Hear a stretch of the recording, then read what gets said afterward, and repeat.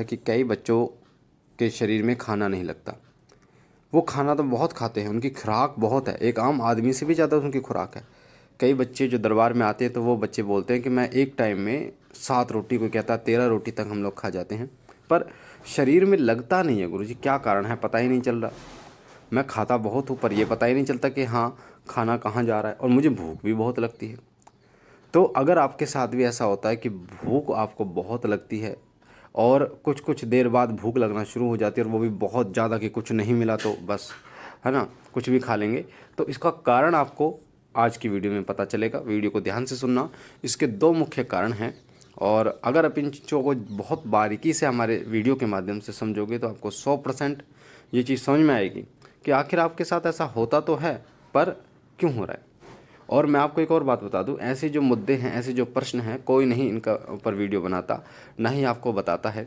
शिव कृपा चैनल, शिव साधना केंद्र और सिर सिद्ध पीठ शिव शक्ति दरबार में इन मुद्दों को लाया जाता है, इन प्रश्नों को लाया जाता है, क्योंकि ये आपके मन में कहीं ना कहीं रह जाते हैं, और इनके प्रश्न के उत्तर ढूंढते ढूंढते आप बहुत ज़्यादा परेशान हो जाते हो। आपको समझ में नहीं आता कि आपको क्या करना चाहिए क्या नहीं। कई लोग बहुत ज़्यादा डिप्रेस हो जाते हैं, डॉक्टर की दवाइयाँ खा खा के अपने शरीर पर भी परेशान कर लेते हैं।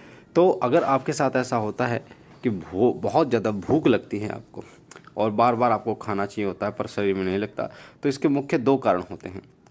एक कारण होता है अगर आपके पितृ जो है वो भूखे हैं, आपके पितृ तृप्त नहीं है, आपके घर में पितृ दोष है, तो उस घर के मुखिया व्यक्ति को, मुखिया जो होता है ना, मुखिया जो हाँ बड़ा होता है, जो पूरे घर का कमाने वाला व्यक्ति, जो भरण पोषण करने वाला व्यक्ति होता है, वो सुबह उठते ही उसको भोजन चाहिए। मतलब सुबह उठेगा तो उसको ऐसा लगेगा जिसकी आत्माएं खिंच रही हैं, उसके पेट में उसको भूख चाहिए, मतलब भूख लग रही होती है, उसको खाना चाहिए होता है।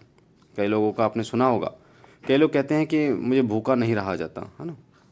तो ये एक कारण होता है। अगर आपके पितृ जो है वो नाराज़ हैं, पितृ दोष है, या पितृ बंधन में है, या पितृ तृप्त नहीं है, तब घर के मुखिया के पेट में ऐसा होता है कि उसको भूख बहुत ज़्यादा लगती है। अब घर के मुखिया को ही क्यों लगती है? क्योंकि पितृ जो है अगर वो भूखे हैं, तृप्त नहीं, तो वो किससे बोलेंगे? जो कमाने वाला व्यक्ति है उसी से तो बोलेंगे, है ना, उसी को प्रभाव दिखाएंगे। तो सबसे पहला कारण है यह। तो अगर आपको ऐसा महसूस होता है तो आप अपने पितरों के नाम के 5 कपड़े चप्पल के साथ दान कीजिए, साथ साथ में भोजन दान कीजिए, ठीक है। और जितना हो सके आप अमावस्या पर अपने पितरों के नाम का भोग दीजिए ताकि उन्हें प्राप्त हो। अगर आप भोग नहीं दे पाते 11 पे, तो आप उनके नाम के पूरियाँ 8 पूरियाँ निकाल के, 5 पूरियाँ 8 पूरियाँ निकाल के आप उनके नाम का आवाहन करके, मेरे घर के पितर, जितने भी मेरे घर के पितर हैं, ये आपका भोग है, इसे स्वीकार कीजिए गौ माता के माध्यम से, और उस भोग को गौ माता को खिला दें। ये पहला कारण है जिससे आपको ऐसा लगता है कि खाना हम खा तो रहे हैं पर कहाँ जा रहा पता नहीं चलता। ये पहला कारण मैंने आपको बताया। दूसरा कारण, अगर आपके शरीर के अंदर कोई नेगेटिविटी है, कोई नकारात्मक ऊर्जा है, और स्पेशली इसमें जिन होते हैं, जो जिन्न होते हैं ना, जिन, ये बहुत भोजन करते हैं।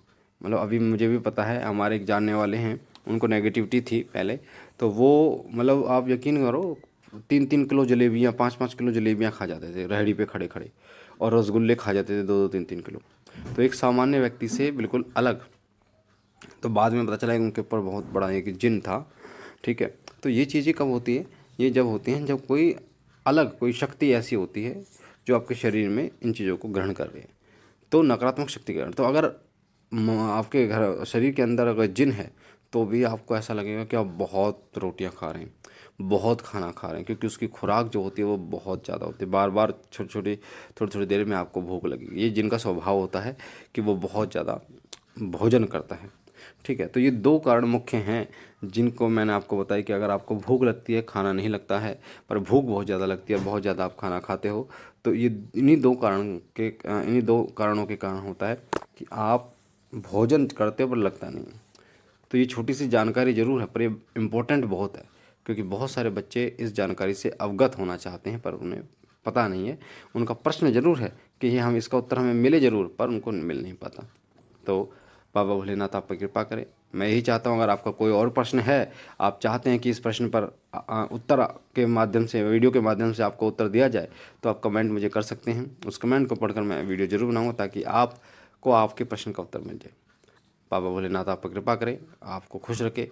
हम मिलते हैं एक नई जानकारी के साथ, तब तक के लिए ओम नमः शिवाय, ओम नमः शिवाय, ओम नमः शिवाय।